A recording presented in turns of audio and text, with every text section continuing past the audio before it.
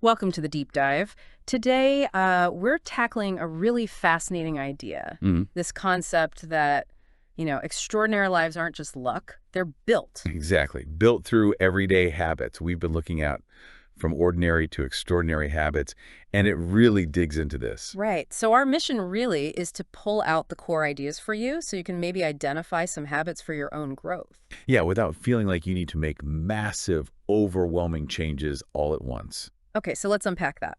One of the first things the source hits on is this myth, right? That some people are just, I don't know, born for success. Yeah, and it pushes back hard. It says pretty clearly, everyone starts from zero. So it's not about having some secret advantage from the start. Not really, no. I mean, think about anyone who's really mastered something. They weren't always masters. They had those awkward first steps. Sure.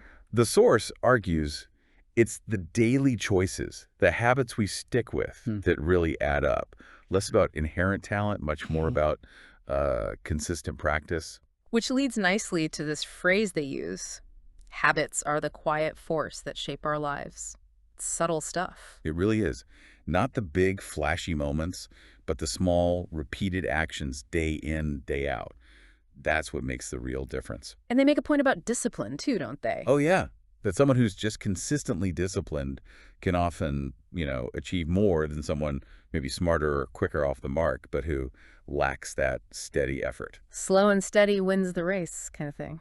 Pretty much. It's about accumulating those small wins over time. Okay, this is where I found it got really practical. The source lists these small things we often overlook. Things that seem minor but can spark real change. Like waking up on time. Exactly. Seems so basic, but getting that right can kind of set a positive tone for the whole day. Totally agree. Hmm. Or reading for just 10 minutes a day doesn't sound like much, right? Mhm. But imagine doing that every day for a year, the amount of knowledge you'd absorb. It's significant. And this one hit home for me. Taking action immediately, even if you're not fully ready. Ah, yes. The hesitation trap, We all do it, don't we? Wait for the perfect moment. which just never seems to arrive. Yeah. The book really encourages just starting. Imperfect action beats perfect inaction, always. It also talks about self-talk, speaking kindly to yourself, even after failure. That's a tough one sometimes. It really is. But that self-compassion, it's key for resilience, for sticking with things long-term.